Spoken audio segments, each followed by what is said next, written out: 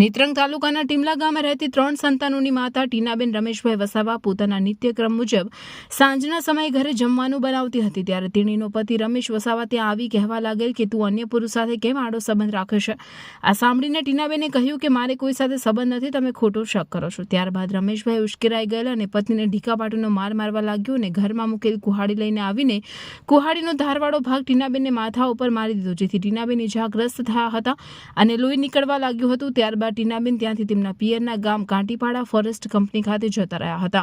ત્યારબાદ ટીનાબેનનો પતિ રમેશભાઈ કાંટીપાડા આવ્યો હતો અને ટીનાબેનને મારવા જતા ટીનાબેનના પિતાએ ઝઘડો ના કરવા સમજાવતા રમેશભાઈએ તેના હાથમાં રહેલ કુહાડીના આગળનો ધારવાળો ભાગ ટીનાબેનના પિતા ચુનેલાલભાઈને મોઢાના ભાગે મારી દેતા તેઓ ઇજાગ્રસ્ત થયા હતા। ટીનાબેને બૂમાબૂમ કરતા રમેશભાઈ ત્યાંથી ધમકી આપીને જતો રહ્યો હતો। ઇજાગ્રસ્ત પિતા પુત્રીને સારવાર માટે નેત્રંગ સરકારી દવાખાને લઈ જવાયા હતા। ત્યારબાદ વધુ સારવાર માટે રાજપીપળા લઈ જવાયા હતા। આ ઘટના સંદર્ભે ટીનાબેન વસાવાએ તેના પતિ રમેશભાઈ ગંભીરભાઈ વસાવા રહેવાસી ગામ ટીમલા વિરુદ્ધ નેત્રંગ પોલીસ મથકે ફરિયાદ લખાવતા પોલીસે ગુનો નોંધી કાયદેસરની કાર્યવાહી હાથ ધરી હતી।